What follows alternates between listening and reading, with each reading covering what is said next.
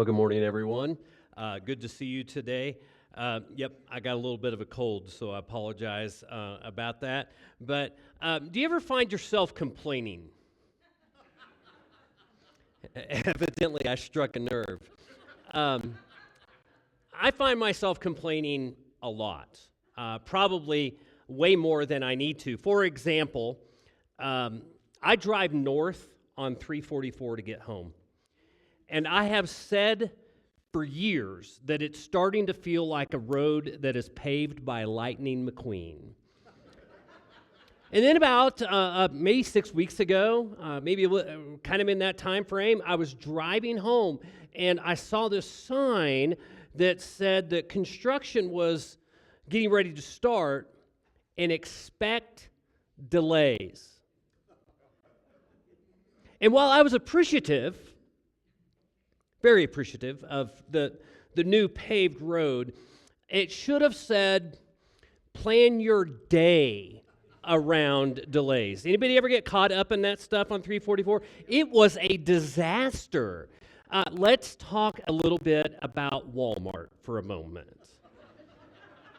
Okay, and if you work for Walmart, I apologize, but they went from self-checkout and they brought all the new checkout lines into play, and that switchover, not better. No, not better. And so I'm like, this could have been planned out better. Now, it probably, cumulative over a couple of weeks, took about 20 minutes extra out of my life. But it was easy to complain about. And don't get me started about the paper bags. Okay? Because I have like 57 reusable bags in each of my vehicles that I remember that I have when I get up to the checkout line and go, great. And so, I've got a forest in my garage of Walmart bags. What about politics? We're just not even going to go there this morning. So the question is, though, do you ever complain about God? So it's kind of a hard subject here. And a lot of times we won't directly complain about God, but we will complain about our circumstances in which God has brought into our life. And even to the sense of we complain about our job, and we complain about our home, and we complain about our kids and our marriage, and you think, if I had a better job, or if I had a better home, or if I had a better spouse. But let me ask this question. What does complaining say about you? I mean, it actually tells us in the book of Philippians, do everything without grumbling or complaining. And I remember a time I was a youth pastor in Abilene, Texas, and the church had gone through a lot of complaining. And the pastor of the church, the lead pastor, got up one Sunday morning. They were studying through Philippians, and he preached through the passage, do everything without grumbling and complaining. And throughout the week, people were still grumbling and complaining about stuff in the church. So he got up the next Sunday, and he preached the same passage over again, re-preached the same sermon. And a little old lady named Wanda, he described her as she's got venom and she's got fangs. Wanda came up just really upset. And she was like, don't you know that you preached this passage 2 weeks in a row? And he goes, I'll stop preaching it when y'all get it. Which, by the way, he only lasted about another month in that church. So over the last 3 weeks, we've been talking about God's miraculous provision, protecting his people through the plagues, protecting his people and providing for them during the Passover. And Jim talked last week about God's miraculous provision as he parted the Red Sea and protected his people from Pharaoh and his army. And his bottom line was so good, I'm going to go ahead and repeat that. Our current circumstances don't limit the power of God. But sometimes we get enveloped into our circumstances, where circumstances are all that we can see. And we fail to look to Jesus, And when we fail to look to Jesus, it is so easy to complain. And so while God has provided miraculously, and he has shown himself to act time and time and time again, their circumstances got the best of them. After crossing the Red Sea, they ended up going out into the Sinai wilderness, and they found no water for 3 days, which I'm thinking that's kind of getting at disaster point.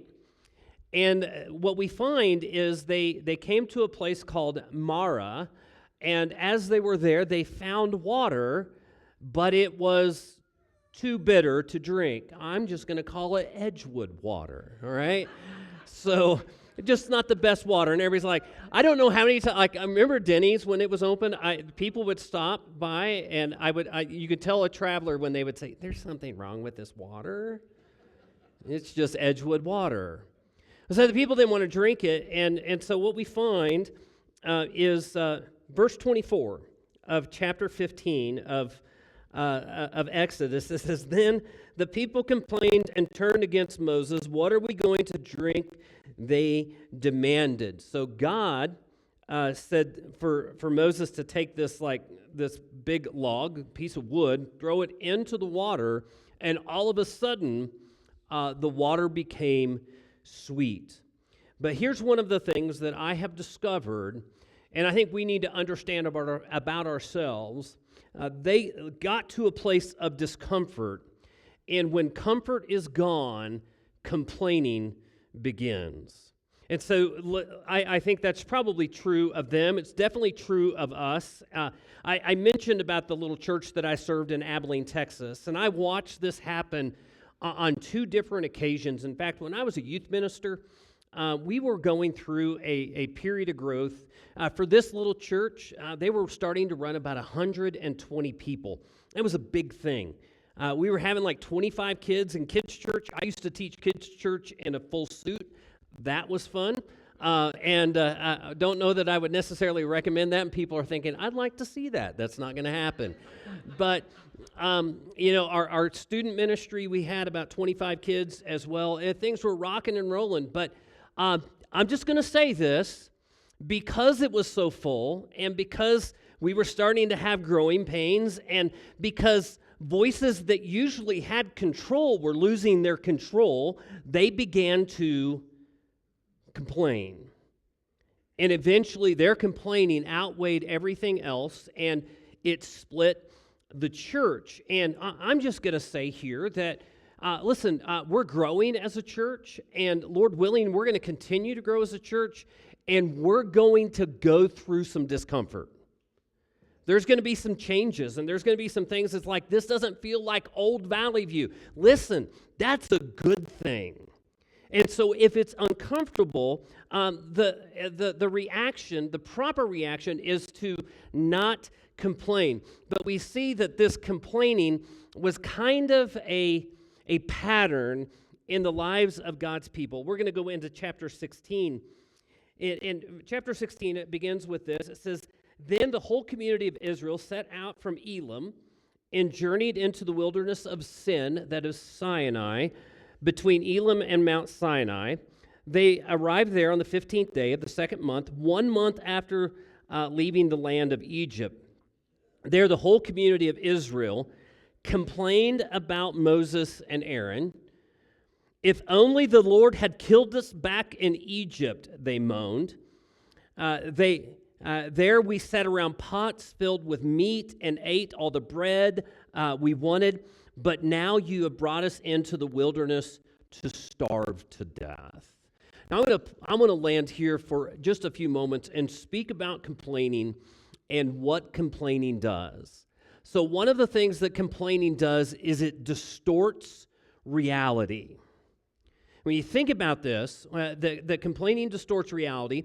What do we do when we get a little bit uncomfortable?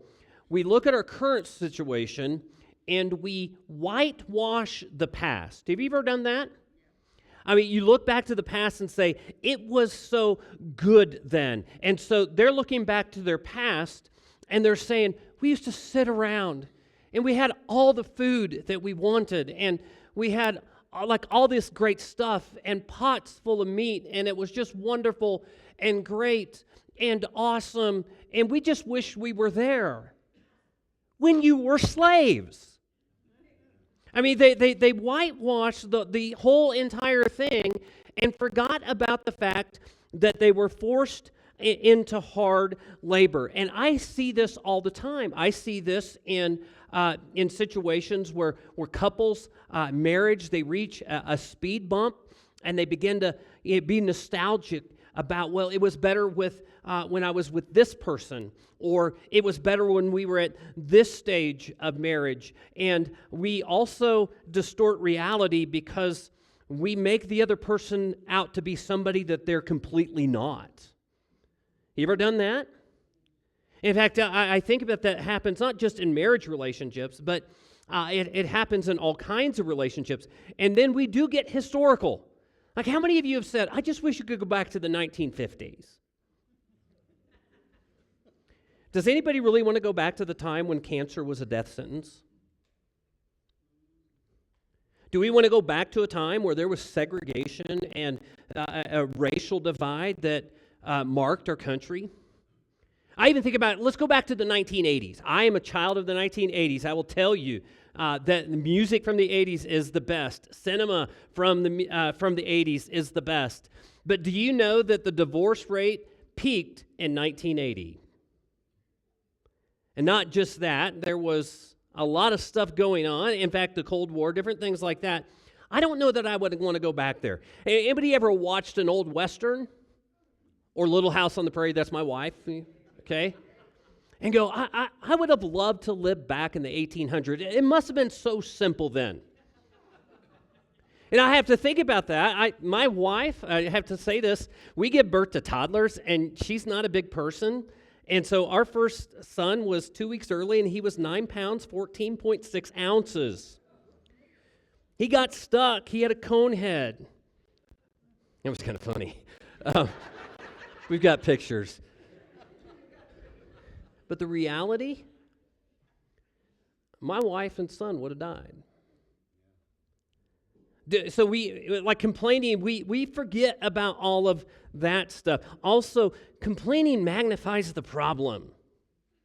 Have you ever thought about that? I mean, what did they say when they were out there without food? God has sent us out here to die. I mean, they've gone through the Red Sea. They were protected during the Passover. God provided for them during the plagues. It just provided water a few days before, and now all of a sudden, God has sent them out to die. Ever been at work and you have a coworker that's driving you nuts? And they continue to drive you nuts? And they continue to drive you nuts? Do they ever live rent-free in your head? And they just become like super large in your mind and in your heart? What about health problems, financial problems, marriage problems, family problems? These are all real problems, but when we focus on them and not on Jesus, these things become really, really big. Also, complaining robs faith. I want you to think about that here for a moment. I would even go as far as to say that when we are complaining, it becomes impossible for us to trust God in that moment.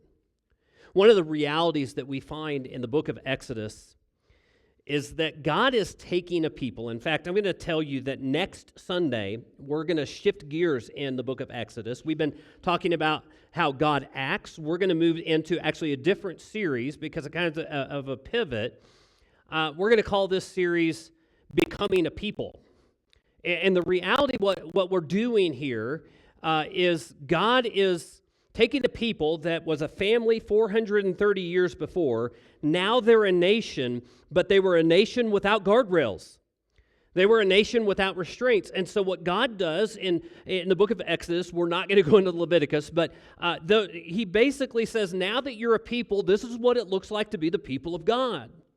But even through some of their stresses and stuff that they're going through here, God is giving them guardrails. In fact, as we read on, and they're hungry, notice what God does in verses 4 through 8. This is actually pretty cool. Then the Lord said to Moses, "Look, I am going to rain down food from heaven for you. Each day, people can go out and pick up as much food as they need for that day. I will test them in this to see whether or not they will follow my instructions. On the sixth day, they will gather food, and they prepare it. There will be twice as much as usual." So Moses and Aaron said to all the people of Israel, "By evening, you will realize it was the Lord who brought you out of the land of Egypt. In the morning, you will see the glory of the Lord, because he has heard your complaints, which are against him." They were complaining against Moses, but they're actually against God, not against us. What have we done that you should complain about us?" Then Moses added, "The Lord will give you meat to eat in the evening and bread to satisfy you in the morning, for he has heard all your complaints against him. And what have we done? Yes, your complaints are against the Lord, not against us." And so what we find, and this is actually kind of miraculous, not just kind of miraculous, it is miraculous. Moses instructs the people to gather so that they could witness to the people about their complaints. Aaron speaks of the glory of God and basically says, listen, here's what's going to happen. You're going to have all the food you need. There will be meat in the evening. There will be manna in the morning. Do you know what manna literally means? What is it? They woke up and they saw this stuff, and like, what is it? And it's kind of like the sweet kind of cake bread sort of stuff that was very fulfilling. And quail covered the camp. I cannot imagine. So we're talking 2 million people. Do you know how many quail it takes to feed 2 million people? Have you ever had quail? I'm like, one is not enough. Sometimes 2 is not enough, but God provided all of that. And then we get to verse 15, and it says, the Israelites were puzzled when they saw it. What is it? They asked each other. They had no idea what it is. And Moses told them, it is the food the Lord has given you to eat.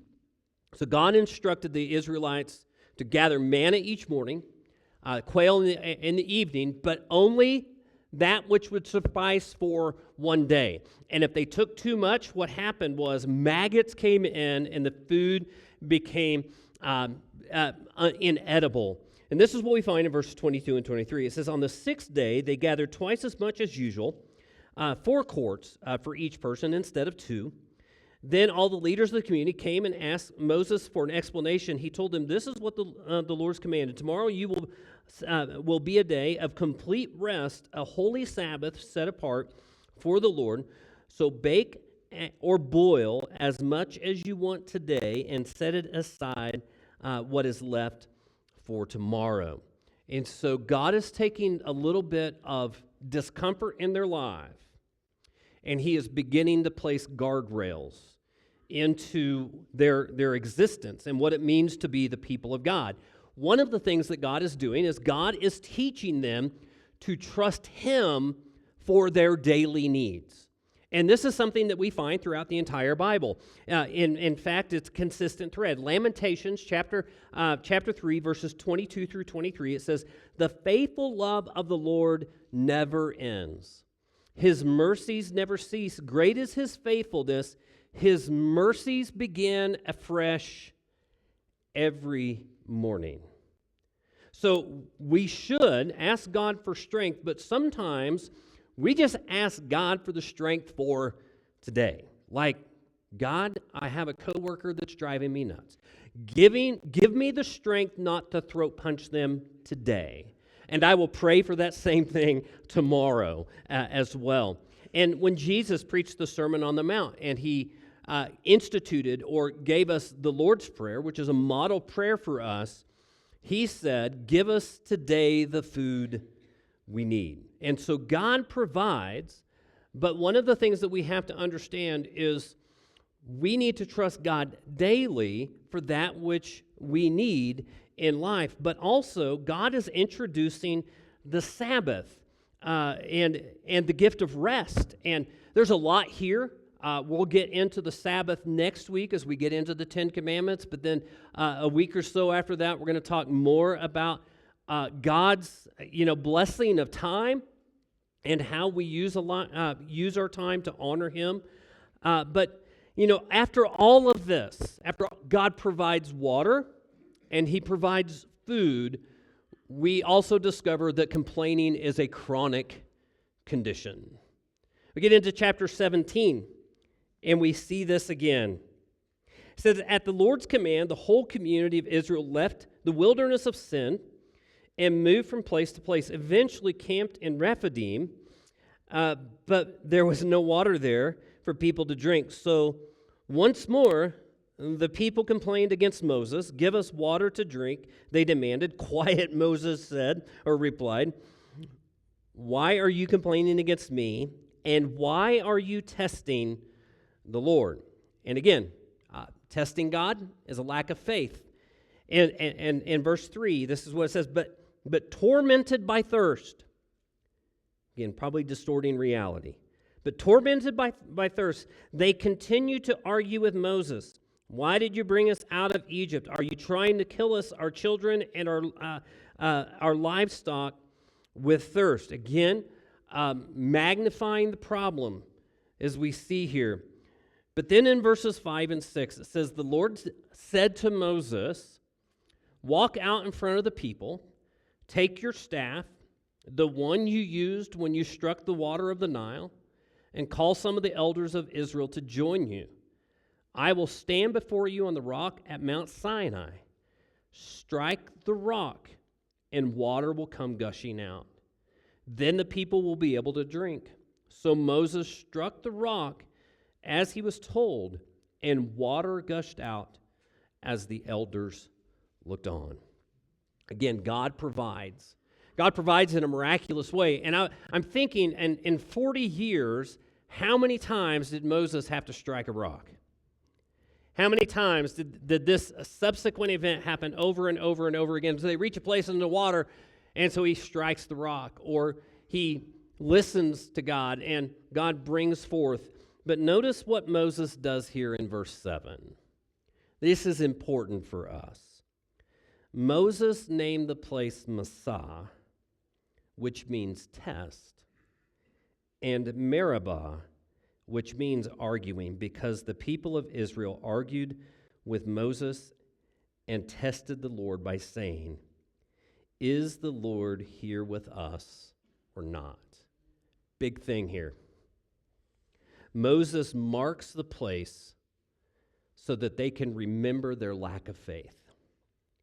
He names the place in such a way that they can remember their lack of faith and their complaining and their testing. And I think about this. Let me ask you, what is the place in your life? What is the area of your life that is marked by a lack of faith and complaining and arguing with God? What is an area of your life where it just seems like anytime that comes up, you begin to complain? You begin to see that your circumstances are much bigger than what you can grasp or imagine. Is it your marriage? Is it your spouse? That you, for some reason, have just developed this, that they are the problem? Is it your kids? Is it your job? Is it your circumstances? So it's interesting that God gives them a place, and the place is marked with this. And if you go to Psalm 95, you go to Psalm 95, one of my favorite Psalms, God says today, if you hear His voice, do not harden your hearts as you did on the day of Massah and Meribah. So it was marked. It was marked with their sin of complaining and lack of faith in God. But as we move on, there's something else that's really kind of interesting and cool here. In fact, I'm pretty amazed by this. In chapter 17, as it kind of brings to a close, the Amalekites come and they attack the Israelites. And Moses, with the help of Aaron and Hur, as they were fighting, kept his arms raised. And as long as his arms were raised, the Israelites were victorious. But if he put his arms down, they began to be defeated. Now, I'm thinking, I'm the type of guy that would go, huh, yeah, But after the victory, God says, here's what I need you to do. Verse 15. Moses built an altar there and named it Yahweh Nissi, which means the Lord is my banner. A few verses earlier, there was a place that was marked, right? Testing and grumbling and complaining and a lack of faith in God. But Yahweh Nissi, it means God is my banner. God is my provider. God is my protector. God is my victory. And I love this. And I think it's so cool how this kind of plays out. Because one place is named grumbling and complaining. One place is named testing God. And then another place is named God is my victory. God is my protector. God is my provider. And after all is said and done, when you think about the two different places with the two different names, it's almost like God brings them to a crossroads and says, so what banner are you going to live under? What banner are you going to live under? You can live under the banner of griping and complaining and testing God and a lack of faith in God, or you can choose to live under the banner of Yahweh Nissi. God provides. God protects. God is my victory. And so as a people, becoming a people, they get to choose. They get to choose what kind of people they want to be. Same is true for us today. We get to choose what kind of people we are. We get to choose what banner we live under. We can choose a path of complaining. We can choose a path of testing and quarreling with God. And listen, kind of made light of it today, but there's a lot to complain about.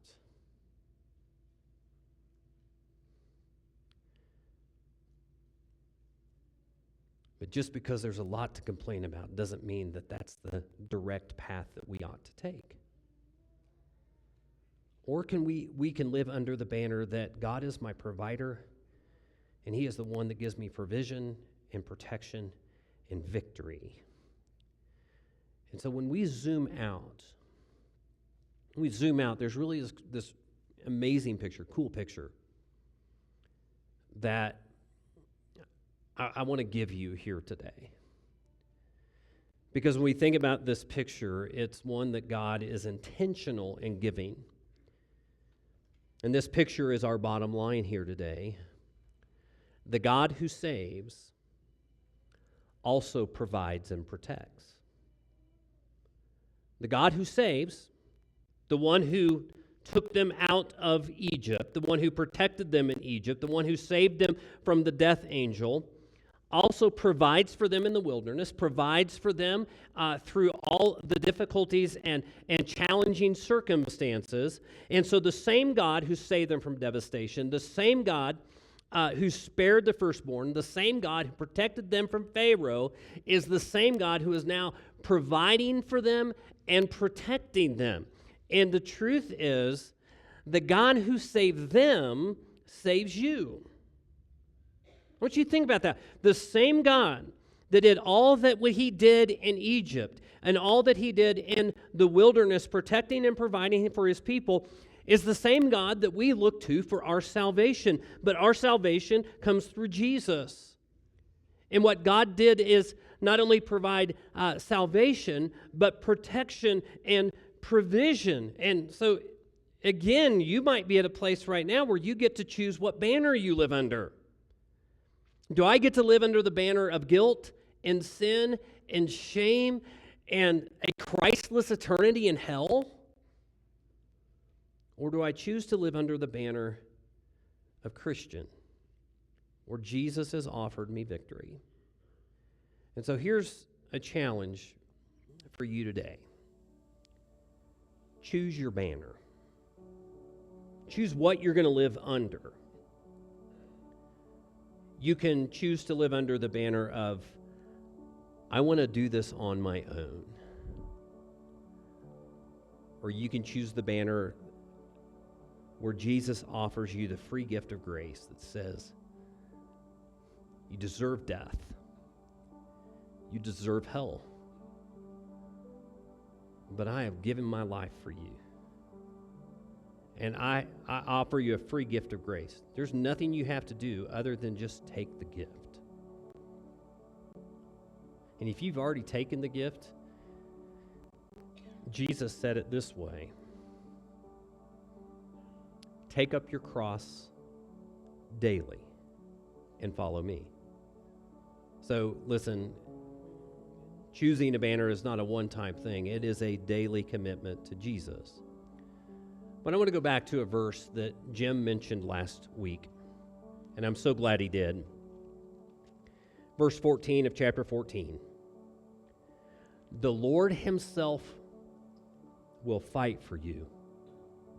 Just stay calm. I'm just going to say this: be still. Anybody watch the news and have your heart rate and blood pressure go up? Do you get worked up with all the stuff that's going on in our world?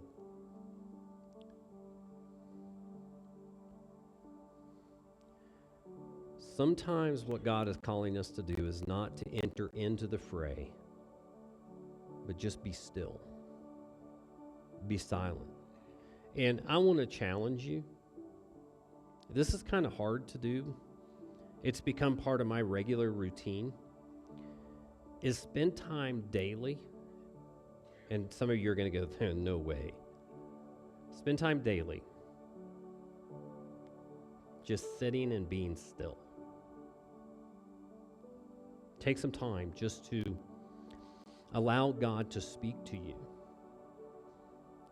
I heard a guy say many months ago that he goes out for 3 minutes every day, every morning when he gets up, and he just kind of takes in God's beautiful creation. And I've started doing that. I go out almost every morning, just stand on my porch. Sometimes there's still stars. Sometimes you can see a little bit of pink in the east. But it's just amazing just to be in the presence of God. Just be still. And finally this. Thinking about all the people throughout our East Mountain community who are choosing the wrong banner. Not the banner of God's victory. Not the banner of God's provision and protection. Pray daily for someone specific that you know who is living under the wrong banner. Will you join me in prayer?